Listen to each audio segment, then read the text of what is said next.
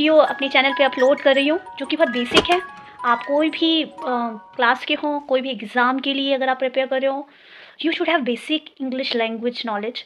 और उसी बेसिस पे मैंने before I go ahead I would like to just brief intro about my self.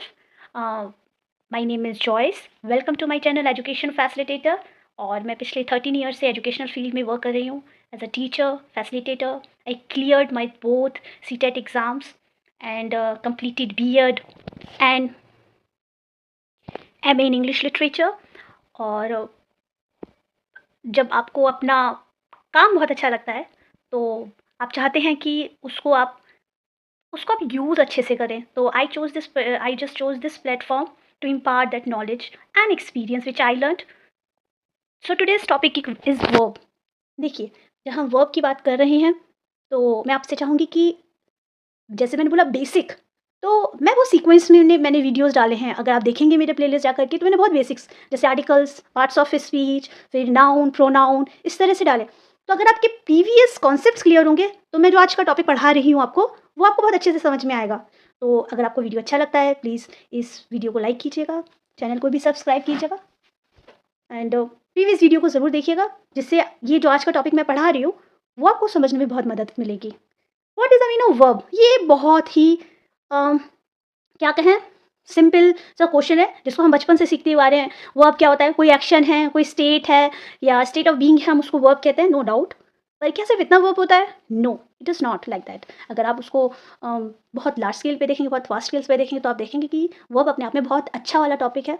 और अगर आपको उसके बेसिक्स अच्छे से आते हैं तो आप कोई भी एग्ज़ाम की, मैं क्या आपसे सच बोल रही हूँ, आप कोई भी एग्ज़ाम की तैयारी कर रही हैं, specially I would say competitive exam के लिए, क्योंकि क्वेश्चंस कभी भी आपको कॉम्पिटिटिव एग्ज़ाम में ऐसे बहुत डिफ़िकल्ट नहीं मिलते हैं। बट अगर आपके बेसिक्स क्लियर हैं तो आप कोई भी, क्योंकि उसमें आती है आपकी फंक्शनल इंग्लिश, तो जब आपको पता है, बेसिक्स पता है, तो आप आराम से उन क्वेश्चंस को अटेम्प्ट कर सकते हैं। So let's see what is the mean of verb. Verb क्या होता है? हिंदी में वर्ब को हम क्रिया बोलते हैं। जो हिंदी में हम वर्ब को क्या बोलते हैं? क्रिया। क्रिया का मतलब कोई भी काम, कोई भी एक्शन जो हम लेते हैं, या कोई भी स्टेट में कोई पर्सन हो या थिंग हो, स्टेट ऑफ बीइंग मतलब किसी का होने का पता चलता है, तो उसको हम क्या कहते हैं? वर्ब कहते हैं। किसी की एग्जिस्टेंस का पता चलता है, किसी की प्रेजेंस का पता चलता है, उसको भी हम वर्ब में ही कंसीडर करेंगे। How is it possible? Let's read the definition, फिर इसको एक्सप्लेन करते हैं। So verb is a word that tells about a person. Verb एक ऐसा शब्द होता है जो किसी इंसान, किसी व्यक्ति के बारे में बताता है और वस्तु के बारे में बताता है। क्या बताता है? किसी के काम करने का या होने का बोध होता है। मतलब कोई भी हम काम कर रहे हैं, एक्शन कर रहे हैं, या स्टेट ऑफ बीइंग मतलब किसी के होने का हमें पता चलता है, तो उसको हम क्या कहते हैं? वर्ब कहते हैं। There are many examples you can see here, like run, walk, jump. बहुत सारे एग्जाम्पल्स हम पहचान सकते हैं कि कोई जन दौड़ रहा है, चल रहा है, कूद रहा है, बात कर रहा है। मतलब ये सारे जो एग्जाम्पल है, ड्रिंक है, क्राई है, स्किप, पुल, ये सारे एग्जाम्पल्स जो मैंने यहाँ पे दिए हैं, ये सब वर्ब के ही एग्जाम्पल्स हैं। एंड इसको और अच्छे से सीखने के लिए मैंने कुछ कंडीशंस आगे दी हैं। साथ के साथ आप इन एग्जाम्पल से आराम से पहचान सकते हैं। जैसे अदिति लाफ्स, तो यहाँ अदिति क्या है? Proper noun. नाउन टॉपिक में प्रॉपर नाउन, कॉमन नाउन सब बताया गया, प्लीज देखिएगा उसको। एंड लाफ क्या है? वर्ब है, जो मैं अंडरलाइन वर्ड करूंगी, क्योंकि वो क्या है? अदिति क्या कर रही है? कौन से एक्शन कर रही है? वो हंसती है। The boys, common noun, are eating food, तो ये जो आर है ये भी वर्ब है और ईटिंग भी वर्ब है। देयर आर टू वर्ब्स जो मैं आगे आपको एक्सप्लेन करूंगी। एक हमारी हेल्पिंग वर्ब है और एक हमारी मेन वर्ब है। ओके। साहिबा गोज टू स्कूल, तो ये क्या है? ये गोज, साहिबा सिंगुलर है, दैट इज अ सब्जेक्ट, और प्रॉपर नाउन है, इसके लिए हम गोज वर्ब का यूज करेंगे। The dog is dead, dog कैसा है? मरा हुआ है। वो स्टेट ऑफ बीइंग, किसी के जैसे परिभाषा में क्या बताया गया था? किसी के होने का पता चलता है, तो जो डॉग है वो मरा हुआ है। Let's just do more examples, कुछ और एग्जाम्पल्स करते हैं। किसी भी व्यक्ति के क्या करता है, क्या एक्शन करता है, उसके बारे में। जैसे हर्षिता सिंग्स, हर्षिता गाना गाती है, उससे पता चलता है। बॉयज रन क्विकली, क्विकली क्या है? एडवर्ब है। एडवर्ब वाला टॉपिक प्लीज आप देखेंगे तो उसमें एक्सप्लेन किया हुआ है मैंने एडवर्ब के बारे में बहुत अच्छे से। प्रीवियस जो वीडियो है वो एडवर्ब का ही है। रन ये क्या है? वर्ब है। बॉयज क्या है? कॉमन नाउन है। तो यहाँ पे जो लड़के हैं वो क्या कर रहे हैं? बहुत जल्दी दौड़ते हैं। What is done to a person, क्या हुआ है, क्या किया गया है। जैसे द विंडो इज ब्रोकन, जो खिड़की है वो टूटी हुई है, किसी के होने का पता चल रहा है कि नहीं, नॉन लिविंग थिंग है खिड़की, वो टूटी हुई है, तो वो भी एक्शन में ही कंसीडर होगा। नहीं सॉरी, हर्ष इज स्कोल्डेड, जो हर्ष है उसको डांटा जाता है। इज स्कोल्डेड ये पैसिव फॉर्म है, और पैसिव एक्टिव पैसिव जब सिखाए जाएंगे तब आपको बताएंगे। बाय समवन, किसी के थ्रू डांटा जा रहा है उसको। और व्हाट अ पर्सन और थिंग इज, क्या व्यक्ति और वस्तु एग्जैक्टली है। जैसे मैंने आपको बताया किसी स्टेट ऑफ बीइंग के होने का पता चलता है, जैसे डॉग इज डेड, ये एग्जांपल मैं ऑलरेडी आई थिंक दे चुकी हूँ। What about grass is brittle, जो कांच है वो बहुत नाजुक है, ठीक है, तो ये भी वर्ब में ही कंसीडर होंगे। काइंड्स ऑफ वर्ब, वर्ब कितनी प्रकार की होती हैं। So there are two kinds of verb, helping verb जिनको हम ऑक्सिलरीज वर्ब भी बोलते हैं, और मेन वर्ब। जैसे मैंने आपको प्रीवियस एग्जांपल में बताया ना, एक हेल्पिंग वर्ब होती है और एक मेन वर्ब होती है।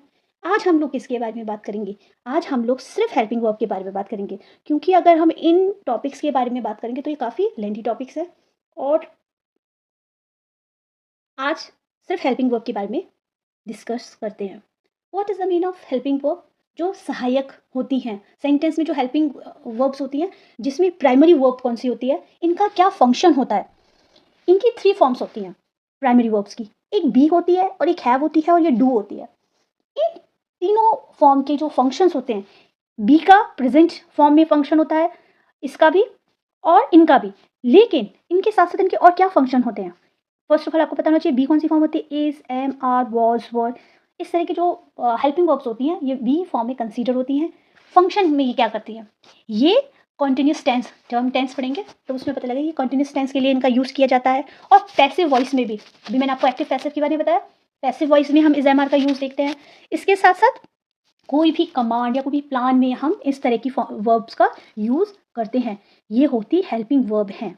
ये जैसे I am writing a letter, तो यहाँ पे जो एम है, वॉज है, ये हेल्पिंग वर्ब है, इनका दूसरी वर्ब्स के साथ यूज़ किया जा रहा है जो कि मेन वर्ब है, ओके, लेकिन ये यहाँ पे हेल्पिंग वर्ब का काम कर रही हैं। अनदर इज हैव, इनका भी टेंस में यूज़ होता है। प्रेजेंट टेंस के लिए हम हैज़, हैव का यूज़ करते हैं। हैज़ किसके लिए होता है, सिंगुलर, और हैव किसके लिए होता है, प्लूरल।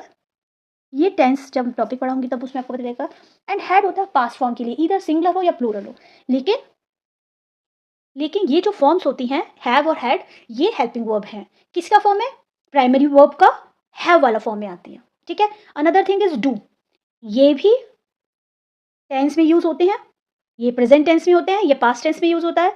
हम सिंगुलर के लिए डज का यूज करते हैं और प्लूरल के लिए डू का यूज करते हैं। जैसे ही डजंट ईट, ये टेंस में ही यूज हुआ है, प्रेजेंट इंडेफिनिट के नेगेटिव टेंस में यूज हुआ है, तो ये भी क्या है, हेल्पिंग वर्ब है। यहाँ पे डज क्या है, हेल्पिंग वर्ब, डू क्या है, helping verb, did past form में होती है, ये भी हेल्पिंग वर्ब है। बट हेल्पिंग वर्ब तो मैम आपने बताई कौन सी टॉपिक की, प्राइमरी वर्ब की। मॉडल्स भी हेल्पिंग वर्ब होती हैं, तो उनका यूज क्या होता है, वो एक्सप्रेस द मूड, जो स्पीकर होता है, मतलब इफ आई एम स्पीकिंग, अगर मैं बात कर रही हूँ तो मेरे खुद के मूड को एक्सप्रेस करने के लिए और एटीट्यूड को एक्सप्रेस करने के लिए होता है।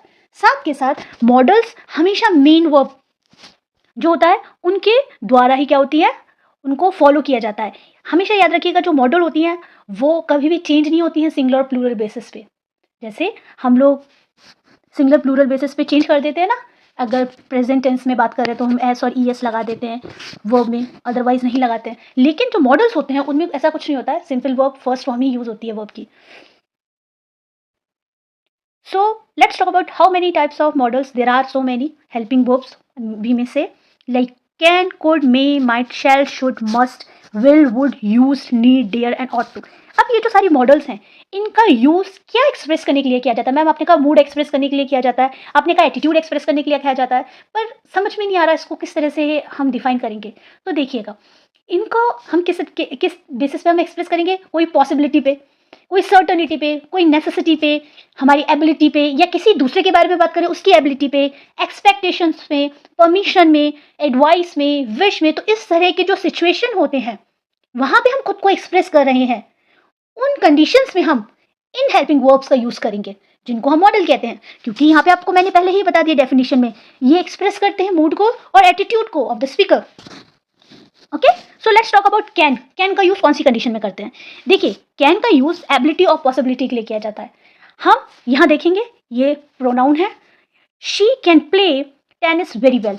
वो क्या कर सकती है? यहाँ पे देखिए एबिलिटी शो कर रहा है, वो क्या अच्छे से कर सकती है? वो बहुत अच्छे से टेनिस खेल सकती है। पॉसिबिलिटी है, सॉरी एबिलिटी है, क्योंकि वो उसकी जो क्षमता है वो यहाँ शो रही है। वेरी वेल एडवर्ब है यहाँ पे। एडवर्ब जो प्रीवियस वीडियो है उसमें देखिएगा, एडवर्ब मैंने एक्सप्लेन किया। तो ये बहुत अच्छे से क्या कर सकती है, और ये प्ले क्या है? ये मेन वर्ब है। मतलब मेन वर्ब से पहले हम किसका यूज करेंगे? हम मॉडल का यूज करेंगे। That's why it is written in English that modals are always followed by a main verb. Loud noise can damage your ear. यहाँ पे पॉसिबिलिटी दिया, देखिए यहाँ पे आपकी एबिलिटी दी, यहाँ पॉसिबिलिटी दिया। अगर आप बहुत तेज आवाज सुनते हैं, और अगर हम इनको इस तरह से देखेंगे इस सेंटेंस को, loud noise can damage your year, जो तेज आवाज होती है वो हमारे कानों को खराब कर सकती है। ठीक है, तो यहाँ पे पॉसिबिलिटी शो हो रही है, सकने के अर्थ में हो रही है कि अगर हम बहुत तेज आवाज से ईयरफोन लगा करके, या बहुत सारी जगह देखा है बहुत लाउड स्पीकर होते हैं स्पेशली छोटे बच्चों के लिए। मैं पर्सनली खुद इस चीज़ को मैंने फील किया है। छोटे से बच्चों के सामने अगर आप बहुत तेज आवाज़ का कोई भी चीज़ करते हैं वो घबरा जाते हैं। तो it is loud noise can damage your year, जो तेज़ आवाज़ होती है हमारे कानों को ख़राब कर सकती है। अनदर इज परमिशन के लिए, गिव परमिशन इन इनफॉर्मल मैनर। देखिए, कैन का यूज़ भी परमिशन के लिए हो रहा है, लेकिन इनफॉर्मल मैनर में हो रहा है। हम घर में बहुत सारी चीज़ें करते हैं, इनफॉर्मली करते हैं घर में। तो इनके लिए can I join the gym from tomorrow. अब यहाँ पे जिम की बात हो रही है, तो बहुत इनफॉर्मली हम बात कर रहे हैं, कोई फॉर्मल नहीं है। फॉर्मली कहाँ पे आ जाते हैं आप? जब हम किसी भी रिस्पेक्टेड जॉब में होते हैं, जैसे अगर हम आप स्कूल में होंगे, बच्चों को स्पेशली हम स्कूल में डिसिप्लिन सीखते हैं, बहुत फॉर्मल होते हैं। मेरी मदर खुद टीचर रही हैं, और जो वो स्कूल में होती थी तो हम लोग फील ही नहीं कर सकते थे कि हम लोग डॉटर और मदर हैं, क्योंकि वो एक बहुत फॉर्मल सिचुएशन स्कूल में बन जाती है। और इनफॉर्मल कैसे होते हैं? हम घर में होते हैं, या हम फॉर्मल प्लेस से दूर होते हैं। तो जब ऐसी सिचुएशन आती है, वहां पे हम क्या करते हैं? कैन का यूज करते हैं। सीकिंग परमिशन, यहाँ पे हम परमिशन मांग रहे हैं कि क्या कल मैं आपका जिम ज्वाइन कर सकता हूँ? You can meet me tomorrow. Giving permission, ये भी इनफॉर्मली है कि हाँ, तुम कल आकर के क्या कर सकते हो? मुझसे मिल सकते हो। तो यहाँ पे कैन, और ये मीट क्या है? ये मेन वर्ब है। मेन वर्ब के बारे में मैं अपने नेक्स्ट वीडियो में बताऊंगी, क्योंकि वो भी अपने आप में काफ़ी अच्छा टॉपिक है, जिसमें हम ट्रांजिटिव और इंट्रांजिटिव वर्ब की बात करेंगे। तो आज हम मॉडल को ही कंप्लीट करें। What about could? कुड क्या होती है? कुड भी एक मॉडल वर्ब होती है। कुड पास्ट इवेंट के बारे में बताती है, जो कैन का अगर हम पास्ट फॉर्म के हैं तो वो कुड होती है। इसके साथ साथ हम इनको पोलाइट मैनर, पोलाइट रिक्वेस्ट के लिए और टू इंडिकेट एबिलिटी के लिए भी यूज़ कर सकते हैं। Like could you help me, could you help me, यहाँ पे पोलाइटली रिक्वेस्ट की जा रही है कि आप मेरी मदद कर सकते हैं। She could do hand stand once upon a time. देखिए पास्ट इवेंट और उसकी एबिलिटी को, मतलब वो एक समय था वो अपने दोनों हाथों पे हैंड स्टैंड कर सकती थी। ठीक है, तो इसके लिए भी हम कुड का यूज़ करेंगे। मे भी हेल्पिंग वर्ब होती है, मॉडल में कंसीडर होगी। मे आई, अब यहाँ पे फॉर्मल वे में जब हम खुद को प्रेजेंट करते हैं, तभी देखा स्कूल में बच्चों से बोलते हैं मे आई कम इन, या अगर हम किसी भी फॉर्मल प्लेस में हम किसी से मिलते हैं तो हम मे का यूज़ क्यों करते हैं? क्योंकि फॉर्मली वे में मॉडल जो वर्ब होता है वो मे होता है। मे आई कम इन सर, परमिशन के लिए यूज़ होगा। इसका अर्थ भी सकने से होता है, जैसे अगर हम बात करेंगे ना, सकता है। कैन का भी मतलब यही होता है, बट थोड़े बहुत डिफरेंस होते हैं, क्योंकि मॉडल वर्ब्स होती हैं, इनकी अलग अलग सिचुएशनशिप होती है, तो हमें वही डिफरेंस सीखने हैं। May you always enjoy good luck, यहाँ पे हम किसी को एक्सप्रेस कर रहे हैं विश, है ना, may you just live long, बहुत लंबी उम्र हो, दीर्घायु हो, तो वहाँ पे भी हम एक्सप्रेस करते हैं। तो मे का जो यूज़ है ऐसे सेंटेंस के लिए भी होता है। It may rain this afternoon, यहाँ पे वीक पॉसिबिलिटी के लिए भी हम मे का यूज़, कि शायद हो सकता है क्या दोपहर में क्या हो जाए, हो सकती है दोपहर में बारिश हो सकती है। What about might? मे का पास्ट फॉर्म होता है माइट। ओके, जो कि उसमें आप प्रीवियस में देखा था वीक पॉसिबिलिटी होती है, इसमें वेरी वीक पॉसिबिलिटी होती है, मतलब बहुत ही मिनिमम पॉसिबिलिटी के बारे में बात की जा रही है। Like it might rain tonight, शायद बहुत मतलब कम संभावना है कि शायद आज शाम तक क्या हो सकती है, बारिश हो सकती है। Don't play with the knives, you might hurt. जो नाइफ्स होती है ना, जो हम जिससे फल वगैरह काटते हैं, छुरी होती है, यस, उससे तुम क्या हो सकते हो, तुम्हें एक संभावना दी जा रही है, अगर तुम खेलते रहोगे इस तरह से तो आप उससे क्या हो सकते हो, आप हर्ट हो सकते हो। नाउ विल का यूज़, देखिए विल का यूज़ मैंने जो हेल्पिंग वर्ब जो आपको अभी प्रीवियसली जो बताया था, प्राइमरी वाली जो वर्ब थी उसमें नहीं बताया था, इवन दो मैंने आपको is am are was were बताया, क्योंकि ये जो विल है, विल शैल इनका यूज़ मॉडल्स में कंसीडर होता है। फर्स्ट ऑफ ऑल विल का यूज़ फ्यूचर इवेंट्स के लिए होता है। ओके, जैसे यहाँ पे भी लिखा हुआ है, एग्जाम्पल के थ्रू मैं बता रही हूँ, my mother will turn this year. Future में मतलब मेरी मम्मी इस साल 60 की कंप्लीट होंगी, मतलब उनके बर्थडे पे वो 60 ईयर्स की होंगी। फ्यूचर के बारे में बताया जा रहा है। जो कि प्लान होते हैं, क्या प्लान होते हैं, फ्यूचर इवेंट्स जो प्लान होते हैं उनके बारे में, और जो सर्टन होते हैं, नॉट इवन प्लान होते हैं और सर्टन होते हैं। जैसे मम्मी का जो बर्थडे है, जो वो अपने बर्थडे को मनाया जाएगा, वो 60 ईयर्स की होंगी, तो ये विल का यूज़ होगा। Will U turn down the music please, क्या आप इसको म्यूजिक को थोड़ा धीरे करेंगे। यहाँ पे भी पोलाइट और रिक्वेस्ट के लिए हो रहा है। मैंने यहाँ पे कंडीशंस, जो सिचुएशनशिप है, एक्सप्रेसिंग जिस तरह से किया जा रहा है, एक्सप्रेस कैसे जिस तरह से किया जा रहा है किसी भी सब्जेक्ट के थ्रू, स्पीकर का मतलब जो सब्जेक्ट होता है, जो कर रहा है सेंटेंस में, उनको मैंने सामने वैसे लिखा है और वैसे मैं आपको मुंह से भी एक्सप्लेन कर रही हूँ। व्हाट अबाउट शेल, शेल का यूज़ कहाँ पे होता है, तो शेल भी फ्यूचर इवेंट्स के लिए होता है। शेल का यूज़ फर्स्ट पर्सन के लिए होता है। First person, second person, third person, ये सब मैंने प्रोनाउन वाले वीडियो में शेयर की हैं। आप प्लीज़ प्लेलिस्ट में जाइए और उसको देखिएगा, बहुत अच्छे से पता होगा। वैसे यहाँ पे मैं आपको बता दूँ, फर्स्ट पर्सन मतलब आई और वी, जो आई और वी होते हैं वो फर्स्ट पर्सन में कंसीडर होते हैं। तो आई के लिए और वी के लिए हम लोग शेल का यूज़ करते हैं। ये भी फ्यूचर इवेंट्स के बारे में ही शेल का यूज़ किया जाता है। शेल का यूज़ टू मेक ऑफर्स और सजेशंस के लिए होता है। For example, shall I close the door, यहाँ पे आप किसी को ऑफर कर रहे हैं या कोई सजेशन दे रहे हैं, इसमें भी आप यूज़ कर सकते हैं। इसके साथ साथ आप शेल का यूज़ कुछ शो सर्टनिटी के लिए, फ्यूचर इवेंट्स के लिए, आप ऐसे जैसे I shall clean this kitchen, sorry I shall clean the kitchen tomorrow. ये बहुत ही कॉमन सेंटेंस है, हमारे यहाँ पे बहुत यूज़ होता है। हम लोग अपने घर में जब बात करते हैं और अगर किचन में हम में से कोई भी फीमेल काम कर रही होती है, तो हम कई बार ऐसे कहते हैं, मैं कल कर दूंगी, मैं किचन साफ कल कर दूंगी। You shall certainly receive a raise, यहाँ पे एक सर्टनली मतलब निश्चित तौर पे प्रॉमिस किया जा रहा है, अगर तुम इस तरह से मेहनत करते रहोगे तो you will certainly receive a raise. Raise मतलब उठना या आप बढ़ोगे, अगर आप मेहनत करोगे तो नो डाउट आप बढ़ोगे। तो यहाँ पे भी हम शेल का यूज करेंगे। व्हाट अबाउट वुड, वुड का मतलब क्या होता है, वुड विल का पास्ट फॉर्म होता है। देखिए वुड का यूज पास्ट फॉर्म में भी यूज होता है विल के, और पॉसिबिलिटी फ्यूचर के लिए भी हम वुड का ही यूज़ करते हैं। तो विल का जो यूज़ होता है दोनों कंडीशंस में होता है। साथ के साथ विल वुड का यूज़ हम पोलाइट रिक्वेस्ट के लिए भी करेंगे। एंड देखिए यहाँ पे मैंने लिख भी दिया, पास्ट हैबिट्स के लिए भी हम करते हैं। Like would you help me in this project, क्या आप मेरी मदद करेंगे इस प्रोजेक्ट में। तो यहाँ पे पॉसिबिलिटी कंडीशन आपको बताई जा रही है जिसमें हम वुड का यूज़ कर रहे हैं। After dinner we would sit and talk for hours, ये एक आदत है, हम कोई भी पास्ट हैबिट हो जो हम रेगुलरली बेसिस पे करते हैं, तो क्या करते हैं, खाने के बाद क्या करेंगे, हम बैठेंगे और खूब बातें करेंगे। बहुत लोगों का ये एक डेली का रूटीन होता है कि हम किस तरह से अपने डेली रूटीन को फॉलो करते हैं ना। शुड का यूज़ कहाँ होता है, शुड का मीन क्या होता है, शुड का मतलब होता है चाहिए, पर शुड जो यूज़ होता है वो एक्सप्रेस एडवाइस के लिए, means you should do this, you should do that, you shouldn't do that thing, you should follow all the rules, you should not cry over little things. तो हम यहाँ पे शुड का यूज़ कर रहे हैं, एक्सप्रेस एडवाइस के लिए कर रहे हैं, जिसका अर्थ क्या होता है अगर हम हिंदी में देखेंगे तो जो शुड का मतलब होता है चाहिए।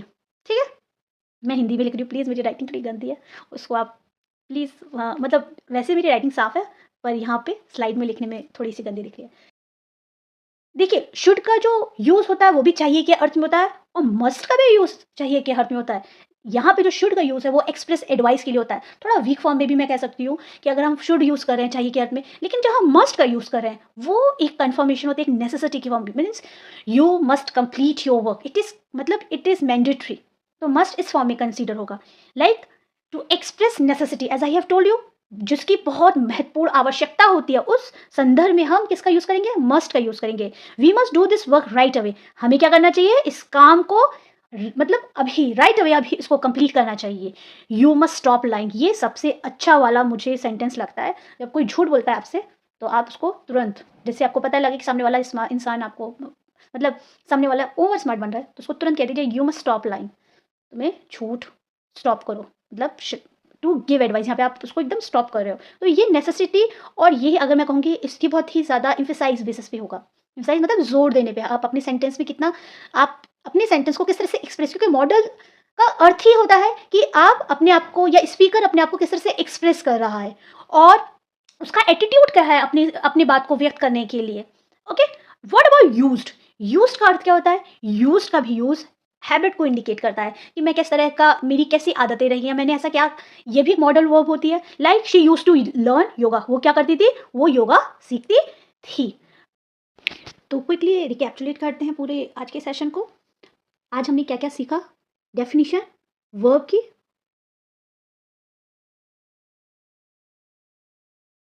तो क्विकली रिकैप्चुलेट करते हैं पूरे सेशन को। तो आज हमने क्या क्या सीखा? डेफिनेशन वर्ब की, उसके साथ साथ एग्जांपल्स, काइंड्स ऑफ वर्ब, कितने काइंड्स होते हैं, हेल्पिंग वर्ब जिसमें हम लोग प्राइमरी वर्ब्स होती हैं और मॉडल्स होते हैं, फाइनाइट वर्ब ट्रांजिटिव और इंट्रांजिटिव होती है, non finite verb infinitive, gerund and participle होते हैं। ये जो टॉपिक्स हैं ये अलग अलग वीडियो आएंगे, क्योंकि ये भी अपने आप में अच्छे खासे टॉपिक्स हैं। आज हम लोगों ने हैप्पी वर्ब के बारे में, प्राइमरी वर्ब्स क्यों होती हैं, क्या होती हैं, इनके एग्जांपल्स और मॉडल्स के बारे में सीखा। Start today's topic and that is finite verb. Finite verb क्या होती है? जैसे मैंने आपको पहले ही बोला था, वर्ब अपने आप में काफ़ी अच्छा टॉपिक है और काफ़ी लेंदी टॉपिक होता है, तो लेकिन बहुत इजी भी टॉपिक होता है। बस आपको समझ में, अगर आपको कॉन्सेप्ट समझ में आ गए, आप आसानी से कोई भी एक क्वेश्चन को अटेम्प्ट कर सकते हैं। What is the mean of finite verb? Finite verb का मतलब क्या होता है? ये ऐसे वर्ब होते हैं जो सेंटेंस के सब्जेक्ट और टेंस के बेसिस पे चेंज होते हैं। I would repeat it again, ये ऐसे वर्ब्स होते हैं जो सब्जेक्ट के, जिनके ऊपर हम ये कह सकते हैं, जिनके ऊपर टेंस के रूल्स लगते हैं और पर्सन, और देखिए यहाँ पे लिखा है जिसमें टेंस के रूल लगते हैं, subject and shows tense, person and number is called finite verb. मतलब ये ऐसी वर्ब होती है जिसमें जो सब्जेक्ट होता है उसमें टेंस, चाहे कोई भी पर्सन हो, चेंज होता है, first person, second person, third person, उन बेसिस पे होता है, और नंबर भी मतलब ये चेंज होती है। कैसे चेंज होती है? For example, I want to write, ये फाइनाइट का मतलब ये ऐसी चीज, ऐसी वर्ब होती है जो चेंज होती है अकॉर्डिंग टू टेंस बेसिस पे, अकॉर्डिंग टू सब्जेक्ट बेसिस पे। तो देखिए यहाँ पे लिखा आई वॉन्ट टू राइट, मैं लिखना चाहती हूँ, तो ये वॉन्ट है, ये क्या होगी? यहाँ पे मेन वर्ब का काम कर रही है। बट अगर आप देखेंगे ही वॉन्ट्स टू राइट, अब यहाँ पे जो ये अंडरलाइन है, यहाँ पे वॉन्ट्स हो गया और यहाँ पे वॉन्ट है, तो ये किस बेसिस पे चेंज हुई है? दोनों ही प्रेजेंट इंडेफिनिट की टेंस है, ये जो सब्जेक्ट है उस पर हुई है। आप कहेंगे ma'am what is the mean of subject? Wait, वैसे मैंने सब्जेक्ट का पूरा एक्सप्लेनेशन, ऑब्जेक्ट का जो प्रीवियस वीडियो आप देखिए उनमें सब में किया हुआ है।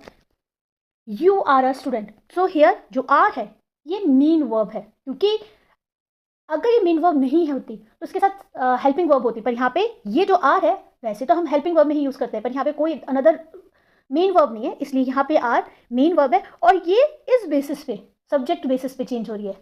यू सेकंड पर्सन होता है, तो यू के बेसिस पे ये चेंज हो रही है, तो ये क्या हो जाएगी? हमारी फाइनाइट वर्ब।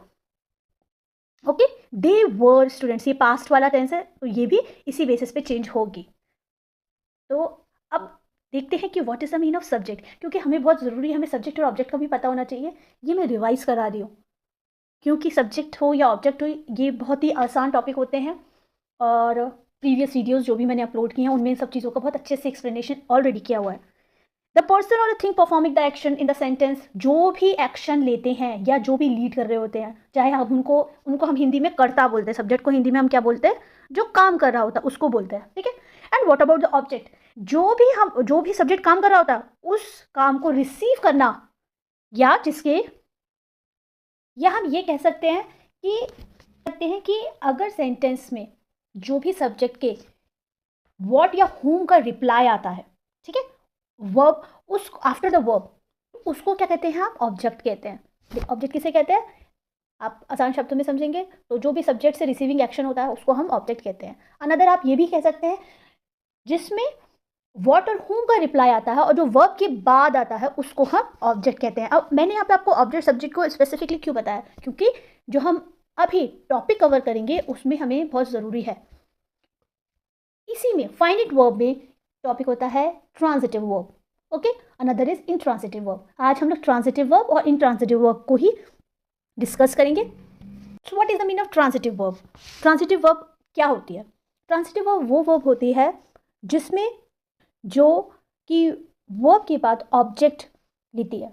मतलब आप कोई भी सेंटेंस बोल रहे हैं जिसमें सब्जेक्ट है, वर्ब है, और आपको उसमें लास्ट में ऑब्जेक्ट भी मिलता है, तो वो जो वर्ब होती हैं उनको हम ट्रांजिटिव वर्ब कहते हैं। फॉर एग्जाम्पल देखिए यहाँ डेफिनेशन में लिखा है, a verb which requires an object after it to complete its sense called transitive verb, as I have told you. Hindi में मैं आपको ऑलरेडी बता चुकी हूँ। द मैन किल्ड, अगर हम यहाँ तक देखते हैं द मैन किल्ड, ये भी अपना मीनिंगफुल सेंटेंस है।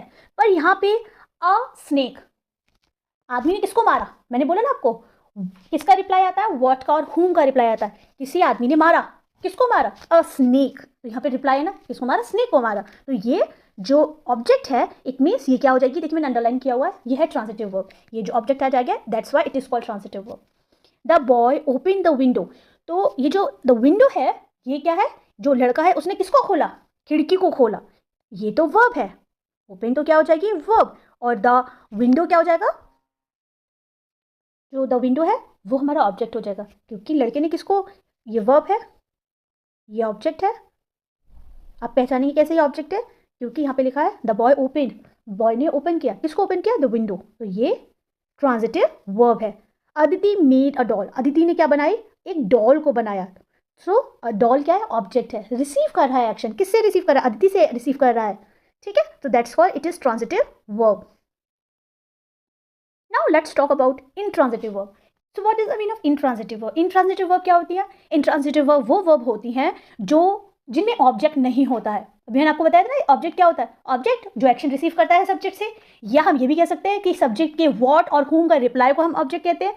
बट intransitive verb में ऑब्जेक्ट होता ही नहीं है। कैसे, आप कैसे पहचानेंगे कि ऑब्जेक्ट, फर्स्ट ऑफ ऑल आप हमेशा ध्यान रखिएगा जो ऑब्जेक्ट होता है ना, either it will be noun और प्रोनाउन, ओके। तो आप उससे आसानी से पहचान सकते हैं, या तो वो नाउन होता है या वो प्रोनाउन होता है। अगर वर्ब के बाद कोई प्रीपोजिशन आता है तो वो ऑब्जेक्ट में कंसीडर नहीं होगा। प्रीपोजिशन के बाद कुछ भी आ जाए, कोई भी वर्ड आ जाए, वो हम उसको ऑब्जेक्ट में कंसीडर नहीं करेंगे। मोस्ट ऑफ द टाइम ऐसे ही होता है, सेंटेंस आपको इतने मिक्स करके दे दिए जाते हैं और हम कंफ्यूज हो जाते हैं, क्योंकि हम ये सोचते हैं अरे इसके बाद वर्ब के बाद बहुत सारी वर्ड्स लिखे हैं तो ये ऑब्जेक्ट हो गया, पर आपको पहचानना ऐसे ही है। Clearly written a verb which does not require an object to complete its sense। देखिए यहाँ पे लिखा है but make good sense by itself, खुद में ही अपना एक क्या पता है अपना अर्थ पूरा होता है विदाउट ऑब्जेक्ट भी, उसको हम क्या कहते हैं, इंट्रांजिटिव वर्ब कहते हैं। For example the child cried allowed, जो बच्चा है वो बहुत तेज रोता है। अब देखिए यहाँ पे क्राइड लिखा है, वर्ब के बाद कोई वर्ड आया है, पर वो क्या नाउन है, नहीं। क्या वो प्रोनाउन है, नहीं। क्या वो जो सब्जेक्ट है उसके व्हाट और whom का रिप्लाई है, नहीं, क्योंकि यहाँ पे ये बताया जा रहा है ना द चाइल्ड क्राइड अलाउड, बच्चा बहुत तेज रो रहा है, ये थोड़ी ना बताया है कि क्या रो रहा है, किसको रो रहा है, ऐसे तो कोई नहीं रिप्लाई किया जाता ना। That's why it is not be considered as an object, इसको हम ऑब्जेक्ट नहीं कंसीडर करेंगे, और ये क्या हो जाएगा, इंट्रांजिटिव वर्ब हो जाएगा। द सन शाइन्स, जो सूरज है, जो कि फेवरेट है मेरा द सन शाइन्स, तो ये भी क्या है, इंट्रांजिटिव वर्ब है, क्योंकि यहाँ पे कोई भी ऑब्जेक्ट नहीं है। अदिति स्माइल्ड, अदिति स्माइल्ड, तो स्माइल्ड क्या है, अदिति, यहाँ पे there is no object, that's why it is called intransitive verb. कुछ और एग्जांपल्स करेंगे। देखिए हमने फाइनाइट वर्ब के बारे में समझा कि फाइनाइट वर्ब क्या होती है, how many kinds of finite verb, कितने प्रकार की होती है, एक ट्रांजिटिव होती है और एक इंट्रांजिटिव होती है। ट्रांजिटिव वो वर्ब होती हैं जो कि जिसमें ऑब्जेक्ट होता है, इंट्रांजिटिव वो वर्ब होती है जिनमें ऑब्जेक्ट नहीं होता है। एग्जांपल्स के साथ हमने समझा। बट अभी हम बात करेंगे ट्रांजिटिव वर्ब की। अब इसमें हम क्या इंपॉर्टेंट किए, कुछ इंपॉर्टेंट पॉइंट्स हैं जो कि एग्जाम में जब आते हैं आपके, आप कोई भी एग्जाम की तैयारी कर रहे हैं, मैं आपसे कह रही हूँ ये इतने बेसिक पॉइंट्स हैं, अगर वो आप हमने क्या सीखा, हमने सीखा what is the mean of finite verb, और उस फाइनाइट वर्ब कितने प्रकार की होती है, ट्रांजिटिव वर्ब होती है, इंट्रांजिटिव वर्ब होती है, और जो ट्रांजिटिव वर्ब होती है उसमें ऑब्जेक्ट होता है, जिसको एग्जांपल्स के साथ समझा। इंट्रांजिटिव वर्ब वो होती है जिसमें ऑब्जेक्ट नहीं होता है, और हमने ये भी पहचाना कि हम ऑब्जेक्ट को किस प्रकार से पहचान सकते हैं। अगर सब्जेक्ट के व्हाट और whom का रिप्लाई दिया जाता है तो वो वाली जो वर्ब होती है वो ट्रांजिटिव वर्ब होती है, और जो व्हाट और whom का रिप्लाई वर्ब के लिए नहीं दिया जाता तो वो कौन सी वर्ब होती है, इंट्रांजिटिव वर्ब होती है, क्योंकि इंट्रांजिटिव वर्ब में ऑब्जेक्ट नहीं होता है। Now let's talk about transitive verb. Transitive verb के बारे में कुछ और जानते हैं। Most transitive verb take a single object, बहुत सारी ऐसी ट्रांजिटिव वर्ब होती हैं जिसमें एक ही ऑब्जेक्ट लिया जाता है, लेकिन अगर दो ऑब्जेक्ट सेंटेंस में दे दिए जाए तो तब हम क्या करेंगे, कैसे पहचानेंगे उनको, इसके बारे में बात करते हैं। But some transitive verb like, उन्होंने एग्जांपल्स भी दिए, give, ask, promise, tell etcetera, ये कुछ ऐसी वर्ब होती हैं जिनमें टू ऑब्जेक्ट्स भी पाए जाते हैं, जिनमें जैसे अगर आपको गिव, आस्क, प्रॉमिस, टेल इस तरह के कुछ ऐसे वर्ड्स दिए हैं उसमें आपको टू ऑब्जेक्ट्स मिलेंगे। अब टू ऑब्जेक्ट्स, एक तो डायरेक्ट ऑब्जेक्ट और एक होता है इनडायरेक्ट ऑब्जेक्ट। ऑब्जेक्ट क्या होते हैं? सब्जेक्ट का रिप्लाई रिसीविंग एक्शन होते हैं ना। तो देखिए what is the mean of direct object. मैं हर पॉइंट को बस सीक्वेंस में बता रही हूँ, तो आप ध्यान से सुनिएगा, वीडियो को पूरा देखिएगा। अच्छा लगता है तो प्लीज़ लाइक कीजिएगा और शेयर भी कीजिएगा अपने ग्रुप में। And let's see what is the mean of direct object. Direct object क्या होता है? द पर्सन और thing that receive action of the verb is called direct object. Direct object क्या होते हैं? डायरेक्ट ऑब्जेक्ट वो ऑब्जेक्ट होते हैं जो एक्शन, जो वर्ब होते हैं उसके थ्रू हमें रिसीव होते हैं। हम डायरेक्ट ऑब्जेक्ट को ये भी कह सकते हैं, जैसे my father gave me a cycle. अब यहाँ पे देखिए दो ऑब्जेक्ट हैं, एक मी है और एक साइकिल है। तो जो डायरेक्ट है, मेरे फादर ने मुझे दिया, क्या दिया? तो क्या दिया? साइकिल। तो डायरेक्ट ऑब्जेक्ट क्या होगा? माई फादर गेव साइकिल, क्या हो जाएगा हमारा डायरेक्ट ऑब्जेक्ट। मुझे इनडायरेक्ट ऑब्जेक्ट। आप समझ रहे? क्योंकि जो वर्ब को डायरेक्टली कनेक्ट करे, मेरे फादर ने साइकिल दी। अगर हम मी को यहाँ पे, हम मी को नहीं मी को आप मत कंसीडर कीजिए। आप ये देख लीजिए, आप ये आपके फादर ने आपको साइकिल दी, आप मी को बोलिए मत। तो क्या दी? साइकिल दी। तो ये जो हमारा साइकिल वर्ड हो जाएगा, ये हो जाएगा हमारा डायरेक्ट, और मी कंसीडर किस में हो जाएगा? Indirect. Okay, another thing is that, एक तरीके से और आप पहचान सकते हैं डायरेक्ट ऑब्जेक्ट को। जो डायरेक्ट ऑब्जेक्ट होता है उसको आप हु और व्हाट की जो क्वेश्चन वर्ब के थ्रू पूछे जाते हैं, जैसे यहाँ पे वर्ब है give, he gave what, he gave क्या दिया? An apple. तो ये क्या हो जाएगा? Direct object. टू मी, ये मी क्या हो जाएगा? मुझे। टू मी, मी इनडायरेक्ट में कंसीडर होगा, क्योंकि हम इनडायरेक्ट की बात नहीं, हम सिर्फ डायरेक्ट की बात करें। तो यहाँ पे एन एप्पल क्या हो जाएगा? Direct object. पर मैंने ये अंडरलाइन इसलिए किया जिससे आप पहचान सकते कि दो ऑब्जेक्ट्स हैं। The teacher told, the teacher told us a story. जो टीचर है उन्होंने क्या सुनाई है? स्टोरी सुनाई है। तो जो वर्ब है वो बता रही है किसके बारे में? स्टोरी के बारे में बता रही है। और ये भी एक ऑब्जेक्ट है, इसको हम इनडायरेक्ट बोलेंगे। लेकिन जो वर्ब के लिए डायरेक्ट रिसीव, क्योंकि यहाँ पे मैंने आपको बताया ना, जो डायरेक्ट ऑब्जेक्ट होता है वो हमेशा हु और व्हाट जो का रिप्लाई होता है। जो भी वर्ब होती है, जैसे यहाँ पे टोल्ड क्या है? वर्ब है। क्या सुनाया? द टीचर टोल्ड, टीचर ने बताया क्या? A story. समझ में आ रहा है आपको? तो ये जो टीचर है उन्होंने अ स्टोरी सुनाई। तो ये जो अ स्टोरी है वो क्या हो जाएगा? हमारा डायरेक्ट ऑब्जेक्ट। वर्ब के बाद आया है, वर्ब के बाद आया, इसका मतलब ये नहीं कि वो डायरेक्ट है। आपको ये पहचानना है कि ये रिप्लाई किस तरह से दिया जा रहा है, क्या वो इनडायरेक्ट है या डायरेक्ट है। क्योंकि यहाँ पे क्लियरली मेंशन है, जो डायरेक्ट ऑब्जेक्ट होता है वो वर्ब से रिसीव करता है action directly. Okay, she promised मतलब कोई लड़की है, अ हॉलीडे टू मी। उसने क्या किया? प्रॉमिस किया। किस चीज़ का प्रॉमिस किया उसने? A holiday. यहाँ पे जो रिसीव हुआ है हॉलीडे, वो शी का ऑब्जेक्ट है। ये प्रॉमिस की वजह से यहाँ पे ये वाला जो हॉलीडे है ये वर्ब का रिप्लाई है। मतलब उस लड़की ने प्रॉमिस किया हॉलीडे के लिए टू मी। ये जो मी है ये इनडायरेक्ट ऑब्जेक्ट है। तो ईजिली क्या आप समझे? आप डायरेक्ट ऑब्जेक्ट वो ऑब्जेक्ट होते हैं जो कि हु और व्हाट का रिप्लाई होते हैं वर्ब की। वर्ब, जो भी वर्ब आप सेंटेंस से पहले आप तो वर्ब पहचानिए, वर्ब क्या होती हैं। वर्ब प्रीवियस वीडियो में आप प्लीज जाकर के देखिए, वर्ब को बहुत अच्छे से एक्सप्लेन किया गया है। और उसमें जब आपको व्हाट और होम का रिप्लाई मिलता है सेंटेंस में, तो उसको हम क्या बोलते हैं? डायरेक्ट ऑब्जेक्ट मिल कहते हैं। Now let's talk about indirect object. ये ट्रांजिटिव वर्ब में होता है, क्योंकि ट्रांजिटिव वर्ब में ही ऑब्जेक्ट्स होते हैं। और ट्रांजिटिव वर्ब में ही जब हम ट्रांजिटिव वर्ब को और आगे पढ़ते हैं तो उसमें दो ऑब्जेक्ट्स आते हैं, डायरेक्ट ऑब्जेक्ट आता है और इनडायरेक्ट ऑब्जेक्ट आता है। Now let's talk about indirect object. ये भी सेम इन्हीं कंडीशंस में। इनडायरेक्ट ऑब्जेक्ट क्या करता है? इनडायरेक्ट ऑब्जेक्ट क्या होता है?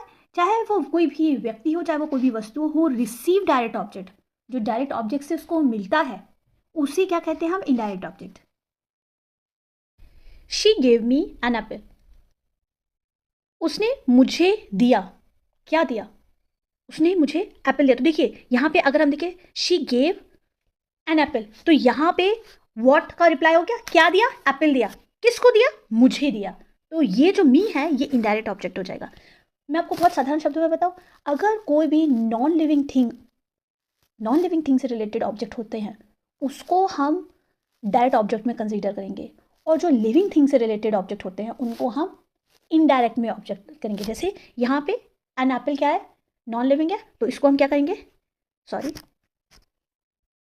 एन एप्पल है, ये भी वो है, तो इसको हम बोलेंगे डायरेक्ट ऑब्जेक्ट, क्योंकि यहाँ पे ये जो वर्ब है इसका डायरेक्टली इसका रिप्लाई है। कि उसने उसको क्या दिया, उसने उसको एप्पल दिया। किसको दिया?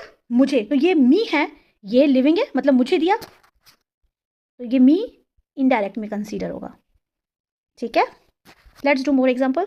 द टीचर टोल्ड, टीचर ने बताई, क्या बताई? A story. Teacher told us, teacher ने हमें बताया, क्या बताया? A story. टीचर ने क्या बताया? जब क्या का रिप्लाई हो रहा है तो वो डायरेक्ट के लिए होगा, और डायरेक्ट से जो रिसीव हो रहा है एक्शन, मतलब टीचर टोल्ड अस, हमें बताई, क्या बताई? स्टोरी बताई। तो ये जो रिसीव यहां से एक्शन इसके लिए हो रहा है, तो जो अस है वो इनडायरेक्ट होगा। बहुत ही सिंपल है, बस आपको थोड़ा ध्यान से समझना है। Let's do more example. I offered, मैंने ऑफर किया, क्या किया? Some money. तो ये क्या का रिप्लाई आ रहा है? तो ये तो हो जाएगा हमारा डायरेक्ट। ओके, क्योंकि मैंने आपको बताया ना वॉट और हुम का रिप्लाई होता है ऑब्जेक्ट। और आप कह सकते हैं नॉन लिविंग थिंग्स में भी अगर हम ऑब्जेक्ट को देखेंगे तो वो भी आपका डायरेक्ट में कंसीडर होगा। पर ये जो सम मनी है किसको किया?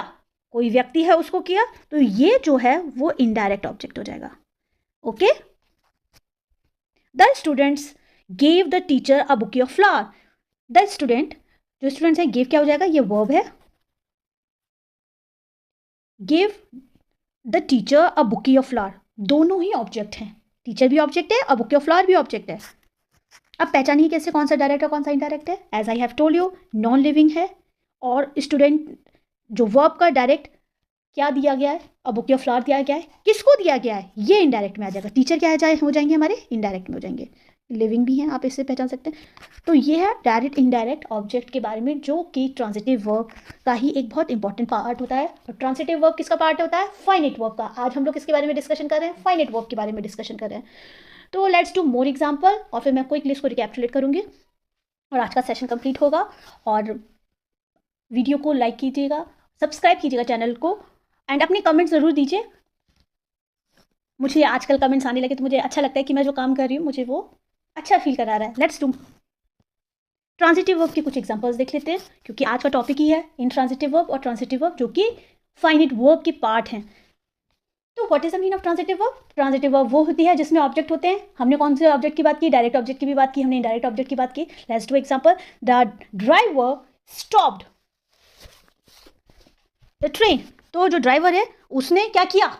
क्या का रिप्लाई आ जाएगा? द ट्रेन को स्टॉप किया। तो यहाँ पे ऑब्जेक्ट है, that's why it is transitive verb. He spoke, उसने बोला, क्या बोला? The truth. द ट्रुथ है, वो भी क्या है? वो भी हमारा ऑब्जेक्ट है। देखिए मैंने आपको बोला था ना, जो ऑब्जेक्ट होते हैं वर्ब के बाद आ रहे हैं डायरेक्टली। अगर आप ऑब्जेक्ट रिसीव कर रहे हैं वो नाउन और most of the time noun और प्रोनाउन होते हैं। जैसे यहाँ पे द ट्रेन है, द ट्रुथ है, ये भी नाउन है। आर्टिकल लगा है, आर्टिकल जब लगा होता है तो वो नाउन होते हैं। आप आर्टिकल, नाउन, प्रोनाउन, ये बहुत जो बेसिक पॉइंट्स हैं या कॉन्सेप्ट्स हैं वो सब दिए हुए हैं, आप उनको देखिए। और जिनको आते हैं उनको, उनके लिए तो बहुत ही आसान है, आप बहुत आसानी से समझ सकते हैं। क्योंकि मैं समझती हूँ कि ग्रामर एक ऐसा सब्जेक्ट है, इवन इंग्लिश, मैं पर्सनली बहुत अच्छी, मेरा फेवरेट सब्जेक्ट इंग्लिश लिटरेचर है, जिसमें ग्रामर भी एक बहुत इंपॉर्टेंट पार्ट प्ले करता है। तो ग्रामर एक ऐसा होता है कि आप जितना अच्छे से उसको पढ़ते हैं, समझते हैं, उससे कई गुना ज़्यादा अगर आप उसकी प्रैक्टिस करते हैं तो वो आपको ज़्यादा समझ में आती है। So let's do this example. The horse kicked the man. जो हॉर्स है उसने किसको मारा? The man. तो जो किसको का रिप्लाई आ रहा है? वर्ब तो ये the horse kicked the man, ये ऑब्जेक्ट है, that's why it is called transitive verb. Now what's about intransitive verb? When there is no object, means the bell rang loudly. अब ये तो एडवर्ब है, नाउन और pronoun तो है ही नहीं, तो ये इसलिए ये क्या है? इनट्रांजिटिव वर्ब है। वर्ब तो जरूर है, आप विदाउट वर्ब कोई भी सेंटेंस कंप्लीट होगा ही नहीं। आप सोच लीजिए वर्ब तो जान है पूरे सेंटेंस की, इसके बिना आपका कोई भी सेंटेंस नहीं कंप्लीट होगा। बस आपको पहचाना है ट्रांजिटिव वर्ब है, नॉन ट्रांजिटिव वर्ब है, फाइनाइट है, नॉन फाइनाइट है। नॉन फाइनाइट है तो उसके भी पार्ट्स होते हैं जिसको मैं नेक्स्ट वीडियो में कवर करूंगी। तो बस आपको पहचानना आना चाहिए। द शिप सैंक रैपिडली, जो शिप था वो बहुत जल्दी डूबा। कैसे डूबा? रैपिडली, ये एडवर्ब है। Okay, this horse never kicks, ये जो हॉर्स है वो कभी क्या नहीं करता है?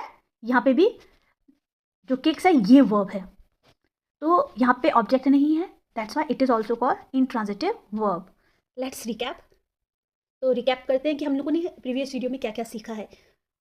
प्लेलिस्ट में जाकर के आपको मिल जाएंगे टॉपिक्स, अदरवाइज मैं डिस्क्रिप्शन बॉक्स में डाल दूंगी सबके लिंक्स। डेफिनेशन ऑफ वर्ब हम ऑलरेडी पढ़ चुके कि वर्ब एग्जैक्टली होता क्या है। एक्शन को, स्टेट ऑफ बीइंग को, जो भी हम करते हैं या किसी के होने का पता चलता है, उसको हम कहते हैं।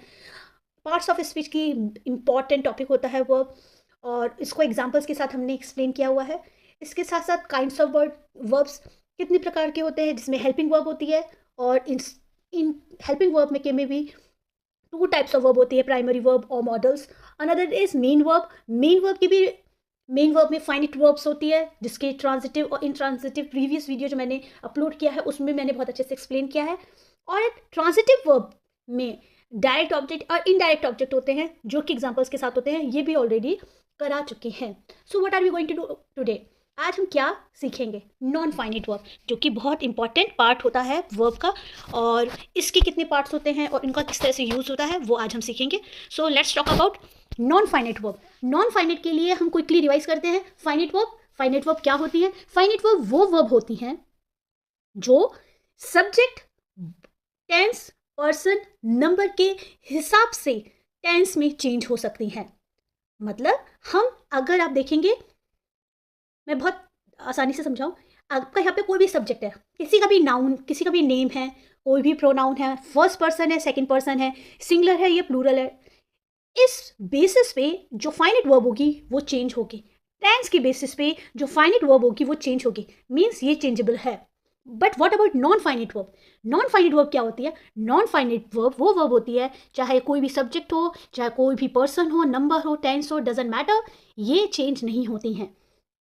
जो जैसे इन्फिनेटिव ऑफ पार्टिसिपल होते हैं, ये चेंज नहीं होते हैं। तो ये एग्जांपल है इन्फिनेटिव ऑफ पार्टिसिपल। अब ये क्या होते हैं इन्फिनेटिव ऑफ पार्टिसिपल, ये हम आगे जानेंगे। फॉर एग्जांपल आप इधर देख सकते हैं, यहाँ पे मैंने 2 एग्जांपल्स दिए हैं। आई वॉन्ट टू सिंग, यहाँ पे आप देख सकते हैं आई वॉन्ट, ये भी एक वर्ब है, और सिंग भी एक वर्ब है।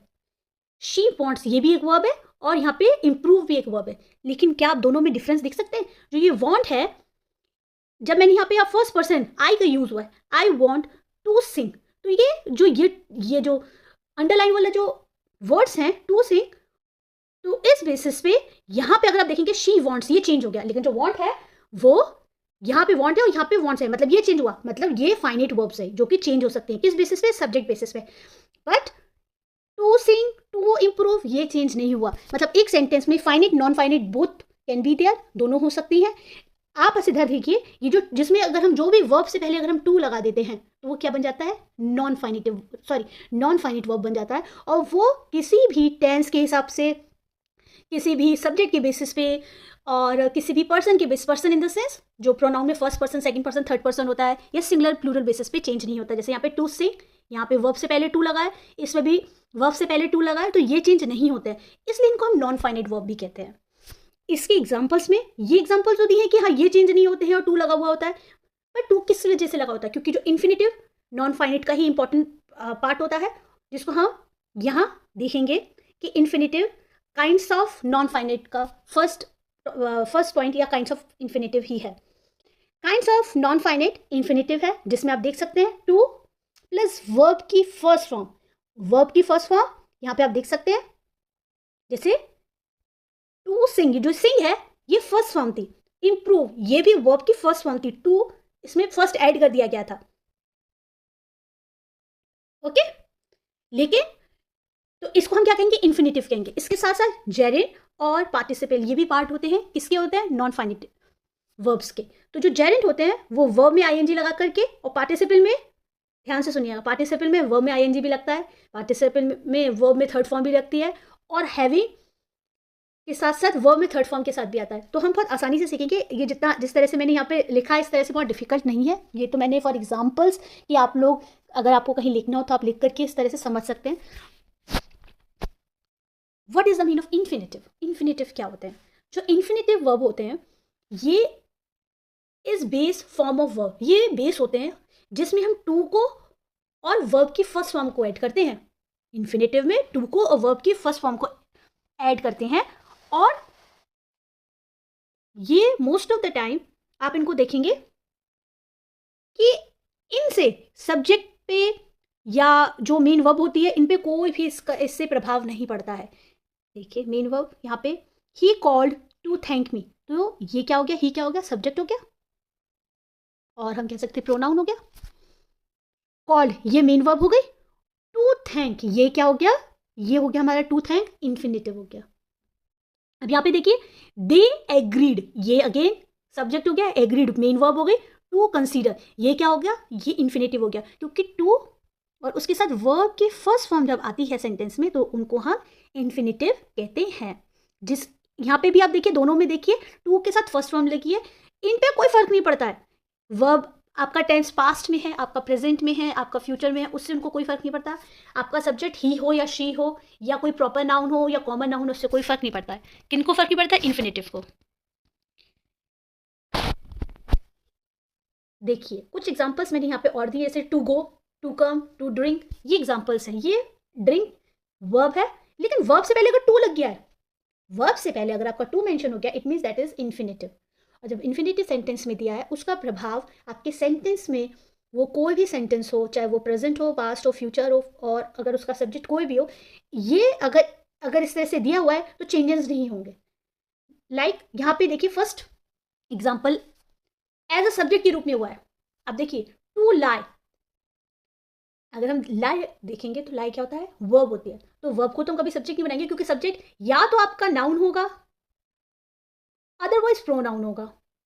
सब्जेक्ट जो होते हैं वो ऐसे ही तो होते हैं, या तो किसी का नेम होता है या नेम की जगह यूज होता है। अब यहाँ पे उन्होंने क्या किया कि टू लाई इसको यूज करके इसको सब्जेक्ट बना लिया गया। क्यों बना लिया गया, एज अ सब्जेक्ट, क्योंकि जो इन्फिनेटिव है इसको एज अ सब्जेक्ट यूज किया जा रहा है। और अगर इसको एज अ सब्जेक्ट यूज किया जा रहा है तो सब्जेक्ट के साथ उसकी वर्ब भी होगी। तो यहाँ पे वर्ब क्या है, इज वर्ब है टू लाई की। टू लाई इज बैड, झूठ बोलना गलत बात है। टू वॉक ये भी इन्फिनेटिव है, और इस इन्फिनेटिव की वर्ब भी है इज गुड, तो ये एज अ सब्जेक्ट है। ओके अगर हम ऑब्जेक्ट के रूप में देखें, ऑब्जेक्ट का मतलब क्या होता है, प्रीवियस वीडियो में भी बताया था, अदरवाइज मैं क्विकली बता देती हूँ। ऑब्जेक्ट जो सब्जेक्ट से एक्शन रिसीव करता है। और हम ये भी कह सकते हैं कि जो वर्ब के बाद वॉट और whom का रिप्लाई होता है उसको हम ऑब्जेक्ट कहते हैं। कैसे, जैसे आई वॉन्ट, मैं जाना चाहता हूं, टू गो, तो ये टू गो क्या है, ये to go as an object है। ये जो वर्ब के बाद जो यूज हो रहा है, अब ये टू गो जब यूज किया जा रहा है तो ये क्या बन गया, अब जब ये टू गो यूज हो रहा है तो ये कैसा फंक्शन करेगा, नाउन का फंक्शन करेगा या फिर प्रोनाउन का। अब देखिए हमने ऊपर अबव वाले सेंटेंस में भी तो यहाँ पे टू लाई, टू वॉक, ऐसे ही नाउन और प्रोनाउन की तरह से ही तो यूज़ किए थे। तो अगर हम यहाँ पे देखेंगे टू गो और टू डांस है, तो ये ऑब्जेक्ट के लिए यूज़ किया जा रहा है। क्यों किया जा रहा है, क्योंकि यहाँ पे जो वॉन्ट है वो तो वर्ब है, लव्स है वो भी वर्ब है। तो अगर वर्ब है तो वर्ब के बाद क्या आता है, ऑब्जेक्ट आता है। तो वो ऑब्जेक्ट क्या है, या तो नाउन होगा या फिर प्रोनाउन होगा। तो इस बेसिस पे ये जो इन्फिनेटिव है इनको यूज किया जा रहा है एज ए ऑब्जेक्ट। एक और स्टेटमेंट आप देख लीजिए, टू स्टेट एन एम और पर्पस। कैसे, ही कॉल्ड उसने मुझे बुलाया, यहाँ पे ये क्या है, ही सब्जेक्ट है, कॉल्ड क्या है, वर्ब है। टू थैंक, देखिए यहाँ पे एक वर्ब है, दूसरी वर्ब क्या है, थैंक है, लेकिन थैंक से पहले अगर टू लग गया तो ये क्या बन जाएगा, इन्फिनेटिव बन जाएगा, ये पूरा इन्फिनेटिव है। दे एग्रीड, तो यहाँ पे सब्जेक्ट ये वर्ब, अब जब टू कंसीडर, ये जब टू कंसीडर कर दिया गया तो ये क्या बन जाएगा, इन्फिनेटिव। तो यहाँ तक तो हमने इन्फिनेटिव समझा। Now let's talk about gerund. What is the meaning of gerund, gerund क्या होता है।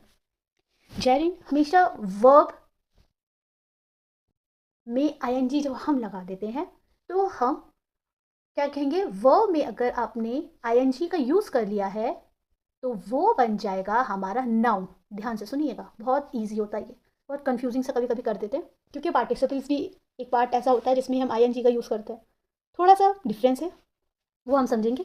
जैसे यहाँ पे वर्ब है वॉक, रीड, प्ले, अब इसमें हम आईएनजी को ऐड कर रहे हैं, वॉकिंग, रीडिंग, प्लेइंग, ये क्या है सब, ये सब अगर हम देख रहे हैं तो अगर हम इनको सिंपल टेंस में यूज़ करते हैं, जैसे कॉन्टिन्यूस टेंस में यूज़ करेंगे तो हम इनको कहेंगे कि ये वर्ब है। लेकिन जब हम इसको आईएनजी लगा दे रहे हैं इसमें और हम इसको एज अ सब्जेक्ट यूज़ कर रहे हैं सेंटेंस में, तो ये नाउन बन जाएगा। ध्यान से सुनिएगा, जैसे यहाँ पे वॉकिंग है, वॉकिंग सब्जेक्ट यहाँ पे एकदम इनिशियली लिख दिया, इनिशियली मतलब स्टार्टिंग में लिख दिया उन्होंने, फिर उसके बाद उन्होंने वर्ब लिख दिया, वॉकिंग इज एन एक्सरसाइज।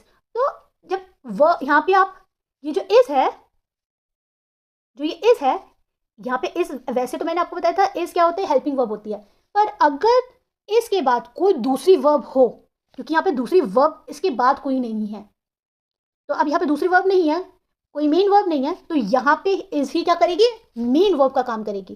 तो जब यहाँ पे इज है तो उसके लिए सब्जेक्ट चाहिए, तो सब्जेक्ट क्या होगा, वॉकिंग। तो वॉकिंग क्या हो जाएगा यहाँ पे, सब्जेक्ट। जब सब्जेक्ट है तो सब्जेक्ट क्या होता है, या तो नाउन होता है या फिर प्रोनाउन होता है। लेकिन वर्ब में जब आईएनजी लग जाता है तो वो प्रोनाउन नहीं होगा, ध्यान से सुनिएगा। वर्ब में जब हम आईएनजी लगा देंगे तो वो नाउन ही होगा, और जब वो नाउन होगा तो हम उसको जेरेंड बोलेंगे। दूसरी एग्जांपल देखते हैं, ही लाइक्स रीडिंग स्टोरीज। अब यहाँ पे ही लाइक्स, वो पसंद करता है, क्या पसंद करता है, रीडिंग।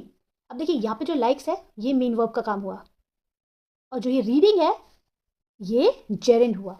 वो क्या पसंद करता है, ये ऑब्जेक्ट के रूप में जेरेंड का यूज हुआ।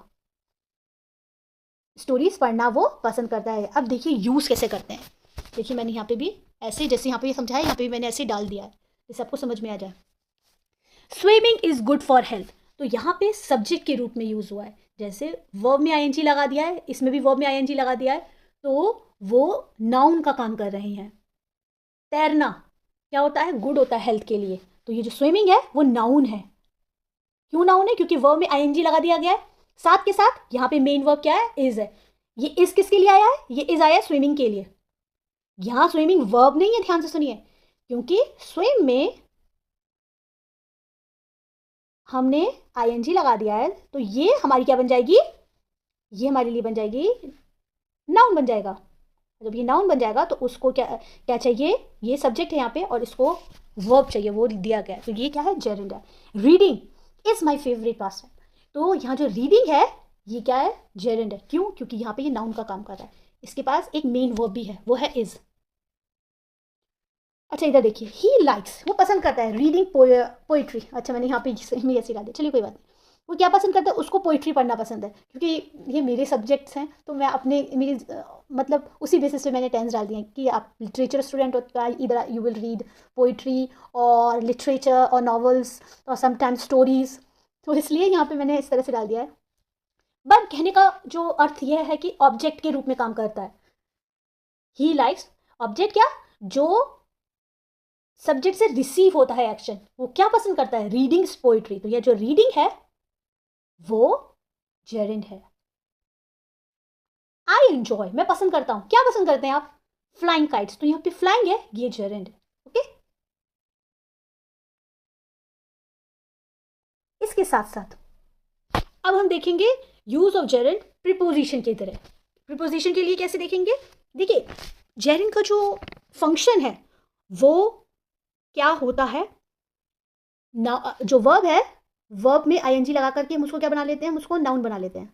ठीक है, तो अब आप क्या करेंगे, आप यहाँ देखेंगे जो प्रीपोजिशन है, प्रीपोजिशन के बाद हमेशा ध्यान रखिएगा क्या आता है, प्रीपोजिशन का ऑब्जेक्ट आता है, और जो ऑब्जेक्ट होता है वो या तो नाउन होता है या प्रोनाउन होता है। अब देखिए मैंने यहाँ पे लिख दिया प्रीपोजिशन है, प्रीपोजिशन के बाद हमेशा ऑब्जेक्ट आता है, तो जो ऑब्जेक्ट होता है ना वो या तो आपका नाउन होगा या फिर वो प्रोनाउन होगा।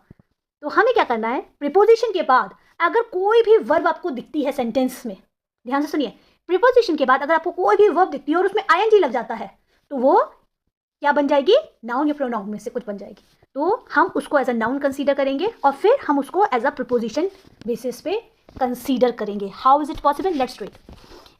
She is fond of swimming. अब देखिए यहाँ पे ऑफ जो है वो क्या प्रीपोजिशन है, प्रीपोजिशन के बाद यहाँ पे अगर स्विम है और उसमें आईएनजी लग गया तो ये क्या बन जाएगा, हमारा जेरेंड बन जाएगा। अब यहाँ पे ये कैसे, ऑब्जेक्ट ऑफ द प्रीपोजिशन के बेसिस पे। प्रीपोजिशन क्या होता है, प्रीपोजिशन किसके लिए यूज होता है, पोजीशन बताती है नाउन और प्रोनाउन की सेंटेंस में। ओके, तो जब हम प्रीपोजिशन का चैप्टर करेंगे तब हम देखेंगे कंप्लीटली, उस समय मैं बताऊंगी। तो यहाँ पे देखिए ये जो ऑफ है वो प्रीपोजिशन है, उसके बाद ऑब्जेक्ट आता है। ऑब्जेक्ट क्या होगा, या होगा वो नाउन या होगा प्रोनाउन। पर यहाँ पे अगर कोई वर्ब दे दिए, जैसे उन्होंने स्विम दे दिया है, तो उसमें हम आईएनजी लगा करके या हम नाउन बना देंगे या फिर हम प्रोनाउन बना देंगे, सॉरी नॉट प्रोनाउन, पर हम यहाँ नाउन बना देंगे, तो वो क्या हो जाएगा, जेरेंड हो जाएगा, ऑब्जेक्ट ऑफ प्रीपोजिशन हो जाएगा। He is found of drinking coffee, तो यहाँ पे भी ऑफ, ऑफ के बाद ड्रिंकिंग जो लिखा है ये क्या है, जेरेंड। द बार्किंग ऑफ, अच्छा एक और चीज, आफ्टर द जो होता है उसमें भी अगर हम कोई भी वर्ब के आगे आईएनजी लगा देते हैं तो वो भी क्या बन जाता है, जेरेंड होता है। जैसे the barking of a dog, कुत्तों का भौंकना। ये कंप्लीट सेंटेंस नहीं है, बस मैं ये कहना चाह रही हूँ कि ऐसे कुछ ऐसे वर्ब होते हैं, उनसे पहले अगर द लगा है और उन वर्ब में आईएनजी लगा है तो वो भी जेरेंड, उनको जेरेंड कंसीडर किया जा सकता है। द रनिंग ऑफ बिजनेस, जो बिजनेस है उनको चलता रहना, उसको भी क्या कहेंगे यहाँ पे, रनिंग। ये क्या है, जेरेंड। ओके, इसके साथ साथ अभी हमने देखा as a object, as a subject and preposition के साथ किस क्या देखा, जेरेंड का, जो कि एक नॉन फाइनाइट वर्ब का एक पार्ट है। Now let's talk about positive adjective. अब हम कहेंगे पॉजेसिव एडजेक्टिव क्या होते हैं। तो देखिए, मैंने वैसे प्रोनाउन का जो चैप्टर पढ़ाया है उसमें आपको पॉजेसिव प्रोनाउन के बारे में बताया है बहुत अच्छे से। उसके साथ साथ जब मैंने एडजेक्टिव पढ़ाया तो मैंने उसमें प्रोनाउन में पॉजेसिव प्रोनाउन और पॉजेसिव एडजेक्टिव के बारे में बिल्कुल कंप्लीटली बताया हुआ है। यहाँ पे मैंने वो एग्जांपल्स दे दी हैं जिससे हम इजीली उनको कंटिन्यू कर सकें। जिनको नहीं पता है वो प्लेलिस्ट में जा करके इन सब चीज़ों को और अच्छे से डिटेल में देख सकते हैं, और जिनको ऑलरेडी पता है उनके लिए तो बहुत ईजी हो जाएगा। So what is the mean of possessive adjective. जैसे आई का पॉजेसिव एडजेक्टिव माई होता है, वी का आर होता है, यू का योर होता है, ही का हिज होता है, शी का हर होता है, इट का इट्स होता है, दे का देयर होता है। ओके, तो ये होते हैं पॉजेसिव एडजेक्टिव। अब मैंने इनको क्यों बताया है, क्योंकि पॉजेसिव एडजेक्टिव में भी जेरेंड का यूज़ होता है। जब वर्ब में आईएनजी लग जाता है तो हम ये कंसीडर करेंगे कि वो जेरेंड है। अगर पॉजेसिव एडजेक्टिव दिया है, कहने का मतलब क्या है, ध्यान से सुनिएगा। अगर कोई भी पॉजेसिव एडजेक्टिव वर्ड दिया हुआ है उसके बाद क्या आता है, पॉजेसिव एडजेक्टिव के बाद नाउन आता है या फिर प्रोनाउन आता है। तो नाउन प्रोनाउन को किस तरह से हम बनाएंगे, अगर वर्ब में हमने आईएनजी लगा दिया तो वो या तो नाउन बन जाएगा या फिर प्रोनाउन बन जाएगा, मतलब वो जेरेंड कंसीडर होगा। ओके, फॉर एग्जाम्पल देखिए, you should not mind coming late. अब यहाँ पे ये सब्जेक्ट है, ये वर्ब है, शुड नॉट माइंड, ये हेल्पिंग वर्ब, ये मॉडल हो जाएगा। शुड मॉडल होता है ना, मैंने मॉडल्स कराए हैं जो फर्स्ट वाला जो वीडियो हेल्पिंग वर्ब वाला, उसमें ये माइंड मेन वर्ब हो जाएगी। अब यहाँ तक तो ठीक है, लेकिन यहाँ पे जो माइंड लिखा है और फिर यहाँ पे एक और कमिंग, आप कहेंगे मैम कमिंग भी तो मैम वर्ब होती है, लेकिन यहाँ पे तो वर्ब में आईएनजी लगा हुआ है। अब अगर ये वर्ब में आईएनजी लगा हुआ है तो इसका अर्थ क्या होता है, इससे पहले हमें पॉजेसिव एडजेक्टिव लगा होना चाहिए, पर यहाँ पे तो माइंड लगा हुआ है। माइंड तो पॉजेसिव एडजेक्टिव नहीं होता है, क्योंकि आई का पॉजेसिव एडजेक्टिव क्या होता है, माई।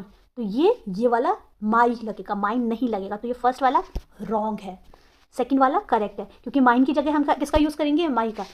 क्योंकि you should not mind my coming late, ये जो कमिंग है वो क्या है, जेरेंड है, और उससे पहले हमने किसका यूज़ किया है, एडजेक्टिव का यूज़ किया है, वो क्या है, माई।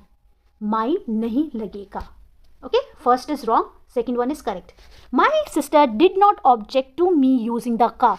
तो यहाँ पे देखिए, माई सिस्टर सब्जेक्ट है, डिड, ये क्या हो जाएगा, वर्ब, ये ऑब्जेक्ट भी हो जाएगी, ये मेन वर्ब हो जाएगी,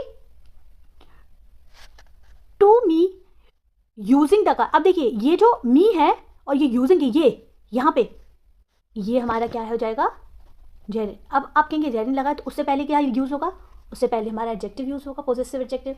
और पॉजेसिव एडजेक्टिव को यूज़ करने के लिए पॉजेसिव एडजेक्टिव आई का क्या होता है, मी नहीं होता है ना, आई का पॉजेसिव एडजेक्टिव क्या होता है, माई होता है। तो यहाँ पे भी माई लगा है। Now let's talk about participle. This is the last topic of today's session. Participle क्या होते हैं, जैसे जेरेंड होता है वो नाउन का काम करता है, वो किसका काम करता है, नाउन का काम करता है। तो पार्टिसिपल किसका काम करते हैं, पार्टिसिपल काम करते हैं वर्ब का और एडजेक्टिव का। सिंपली जेरेंड नाउन का काम करता है सेंटेंस में, और पार्टिसिपल किसका काम करते हैं, वर्ब का काम करते हैं और एडजेक्टिव का। Let's read the definition. अब लिखिए डेफिनेशन, तो ईजिली पढ़ भी लेते हैं। Participle is that form of the verb, एक इस तरह की फॉर्म होती है which partakes of the nature both of a verb and of an adjective. मतलब वो दोनों का काम कर सकते हैं, वर्ब का भी और एडजेक्टिव का भी। अब वो करते कैसे हैं, there are 3 kinds of participle. How many kinds of participle, present participle जिसमें वर्ब में आईएनजी लग जाता है, जैसे ये, जैसे जेरेंड में लगता है ना, ऐसे इसमें लगता है। पर हम पहचानेंगे कैसे,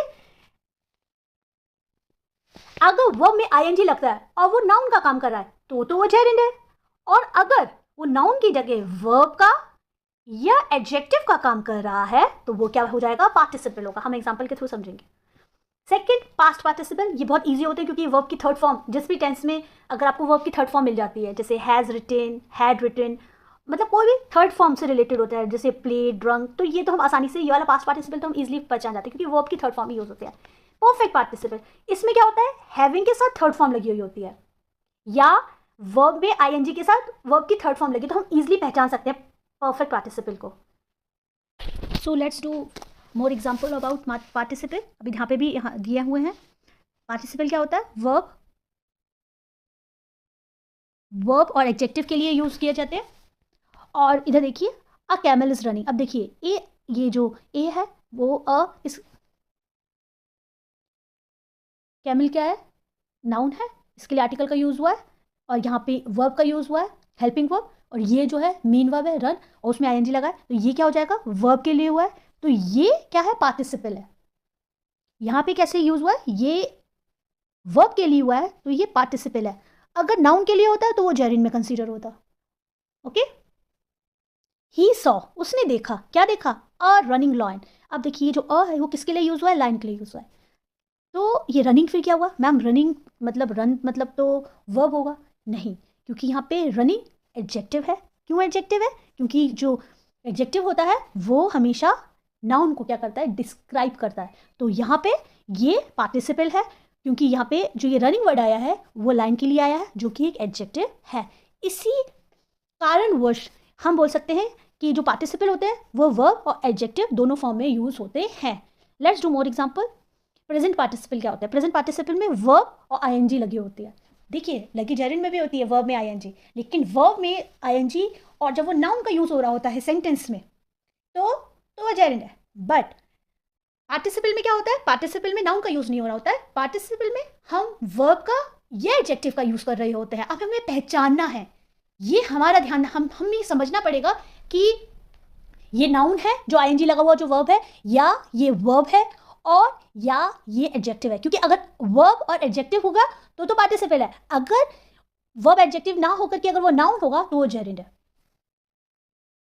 हियरिंग द नॉइस, अब देखिए हियरिंग द नॉइस, अब देखिए जो द आया है वो किसके लिए आया है, नॉइस के लिए आया, ये नॉइस के लिए आया है, मतलब ये क्या हो गया, नाउन। नाउन से पहले हियरिंग का यूज हुआ है, तो ये क्या हुआ, ये हुआ हमारा वर्ब। और अगर जब वर्ब का यूज हुआ है इट मीन्स ये क्या हो जाएगा हमारे लिए, पार्टिसिपल हो जाएगा। समझ में आ रहा है आपको, द बॉय वोक अप। अब देखिए यहाँ पे हियरिंग, जैसे ही उसने आवाज सुनी, इनकम्प्लीट सेंटेंस है यहाँ पे, आधा है, जैसे उसने आवाज सुनी वो तुरंत उठ गया। दो एक्शंस है, एक इनकम्प्लीट है और जो दूसरा है उसको कंप्लीट कर रहा है, तभी यहाँ पे लिखा हुआ है कि ये ऑनगोइंग प्रोसेस में आता है पार्टिसिपल, प्रेजेंट पार्टिसिपल, या इनकम्प्लीट होता है, या उसमें टाइम डिफरेंस आता है, या वो इम्परफेक्ट होता है। जैसे यहाँ पे हियरिंग द नॉइस इनकम्प्लीट है ना, तभी तो ये द बॉय वोक अप, वो जाग गया, बच्चा लड़का जो था वो जाग गया। It means that is called participle. Looking at the police, अब लुकिंग एट द, अब यहाँ पे भी आ गया, प्रीपोजिशन के बाद क्या आता है, नाउन प्रोनाउन आता है। अब ये द पुलिस आ गया तो क्या हो गया, वो फिर से वही बन जाएगा, नाउन प्रोनाउन नाउन होगा क्योंकि यहाँ पे द लगा है। इस वजह से ये इससे पहले जो लगा है ये पार्टिसिपल है, क्योंकि लुकिंग है वो नाउन की जगह नहीं ले रहे हैं, पुलिस ऑलरेडी अपने आप में नाउन है। What about the past participle, past participle बहुत आराम से सीख सकते हैं। कोई भी मेन वर्ब में अगर थर्ड फॉर्म लगी है, जैसे वर्ब सिंपल वर्ब की फर्स्ट फॉर्म होती है, अब उसको हम थर्ड फॉर्म में कन्वर्ट कर देते हैं, जैसे वर्क लिख दिया, स्लीप को अगर हम स्लेप्ट कर देते हैं तो वो क्या हो जाएगा, हमारा पास्ट पार्टिसिपल हो जाएगा। आप इजीली समझ सकते हैं, a retired clerk, a broken chair, जब इनको टेंस में यूज करते हैं तो हम आसानी से पहचान सकते हैं कि ये पास्ट पार्टिसिपल है। डिसीव्ड बाय हिज फ्रेंड, अब देखिए यहाँ पे ये डिसीव्ड और ये लिखा हुआ है ऑलरेडी, और लॉस्ट, तो ये पास्ट पार्टिसिपल में कंसीडर होगा। Now what about the perfect participle, perfect participle क्या होता है, हैविंग के बाद थर्ड फॉर्म जो लगी हुई होती है, हैविंग के बाद जो भी थर्ड फॉर्म लगी होती है उनको हम क्या बोलते हैं, उनको हम बोलते हैं, जब दो एक्शन के होने के टाइम में जो फर्स्ट एक्शन जो होता है उसमें कम टाइम लगता है, मतलब आप देखेंगे कोई भी एक्शन हो रहा है उसमें जो फर्स्ट वाला जो एक्शन हो रहा है उससे कम टाइम लगता है दूसरे से। अच्छा, what about the perfect participle, दो एक्शंस हैं, ठीक है, एक एक्शन जो फर्स्ट एक्शन है उसमें और जो दूसरे एक्शन में क्या हो, टाइम डिफरेंस हो। ध्यान रख सुनिएगा, अगर टाइम डिफरेंस होता है तो क्या कहेंगे, उसको हम परफेक्ट पार्टिसिपल कहेंगे। लाइक हैविंग फेल्ड थ्राइस, 3 बार फेल होकर, मतलब 3 बार वो फेल हुआ, हैविंग भी लिखा है और फेल भी लिखा है, हैविंग वर्ब की थर्ड फॉर्म लगी है, इजीली पहचान सकते हैं आप। He didn't dare to take the exam, फिर भी वो क्या हुआ, वो डरा नहीं दोबारा से एग्जाम देने के लिए, उसने फिर भी दोबारा से एग्जाम दिया। ही डिडंट डेयर, वो डरा नहीं, टू टेक द एग्जामिनेशन। पहले जो एक्शन है उसमें और दूसरे वाले एक्शन में क्या है, टाइम डिफरेंस है, मतलब वो पहले उसके मनी फिनिश हुआ, दूसरे एक्शन में आप देखेंगे he went to his mother for help, पहले उसका सारे मनी खत्म हुए उसके बाद वो गया, मतलब यहाँ पे टाइम डिफरेंस दिख रहा है। अगर टाइम डिफरेंस दिख रहा है इट मीन्स परफेक्ट पार्टिसिपल है, अगर टाइम डिफरेंस नहीं दिखता है, इनकम्प्लीट होता है, जैसे प्रेजेंट पार्टिसिपल में मैंने आपको बताया ना, इनकम्प्लीट था, इम्परफेक्ट था एंड इनकम्प्लीट और ऑनगोइंग था, तो वो प्रेजेंट पार्टिसिपल था। लेकिन पास्ट पार्टिसिपल में क्या है, टाइम डिफरेंस होता है, जिससे हम पहचान सकते हैं कि पहले और हैविंग और थर्ड फॉर्म आ जाएगी, तो उससे भी हम इजीली पहचान लेंगे कि ये परफेक्ट पार्टिसिपल है। सो आज का थोड़ा लंबा वीडियो हो गया, क्योंकि ये सबसे इंपॉर्टेंट पार्ट होता है वर्ब का। वर्ब अपने आप में, आप वर्ब को अगर जो भी प्रीवियस वीडियोस के साथ इसको देखेंगे, बेसिक मैंने कॉन्सेप्ट डाले हैं बहुत सिंपली, जिसे अगर आप रेगुलरली देखते हैं और आप एग्ज़ाम को, कोई भी एग्ज़ाम अगर ग्रामर से रिलेटेड आप प्रिपेयर कर रहे हैं, तो ये जो वीडियोस हैं बहुत हेल्पफुल रहेंगे। क्विकली रिवाइज करते हैं कि आज हमने क्या क्या सीखा, और प्रीवियस वीडियोस में जो वर्ब की हैं उनमें हमने क्या क्या सीखा, डेफिनेशन और वर्ब के एग्जांपल्स को, काइंड्स देखे जिसमें फाइनेट और नॉन फाइनेट वर्ब्स, और इनके जो अंदर जो इनके टाइप्स होते हैं उनको भी सीखा। नॉन फाइनेट में आज हमने फाइनेट, जेरेड और पार्टिसिपल को सीखा, और पार्टिसिपल में हमने ये तीनों पार्टिसिपल की फॉर्म सीखी। तो आज की वीडियो में इतना ही। होपफुली आपको वीडियो समझ में आएगा। वर्ब हो या कोई भी ग्रामर से रिलेटेड टॉपिक हो, मैं आप लोगों से कहूँगी कि आप पूरा वीडियो देखिए। एक बार समझ में नहीं आता आप दोबारा से देखिए, क्योंकि लैंग्वेज अपने आप में बहुत ही इंटरेस्टिंग टॉपिक तो होता है, बट आपको उसको कई बार समझने की ज़रूरत है, क्योंकि हम उसको लर्न नहीं कर सकते। जैसे हम स्टोरी को पढ़ के मैं आपको सुना दूंगी तो बहुत ईजिली आप याद कर लेंगे, लेकिन लैंग्वेज ऐसा टॉपिक होता है जिसमें हमें प्रैक्टिस की बहुत ज़रूरत होती है। जैसे मैथ्स में प्रैक्टिस की ज़रूरत होती है, और बहुत सारी सब्जेक्ट्स होते हैं जिसमें हमें प्रैक्टिस की ज़्यादा ज़रूरत होती है। Same condition for English language. तो अगर आप जितनी प्रैक्टिस अच्छे से करेंगे, उतने अच्छे से आपको समझ में आएगा। कोई चीज़ नहीं समझ में आती है, आप प्लीज़ अपने सुझाव मुझे कमेंट बॉक्स में दीजिए। मेरे चैनल को सब्सक्राइब कीजिए, अपने साथ के लोगों में शेयर कीजिए, और पसंद आए वीडियो तो लाइक ज़रूर कीजिएगा। मुझे अच्छा भी लगेगा कि मैं जो काम कर रही हूँ वो अच्छा है, और मैं और भी काम करूँ इससे related. Thank you so much, have a nice day.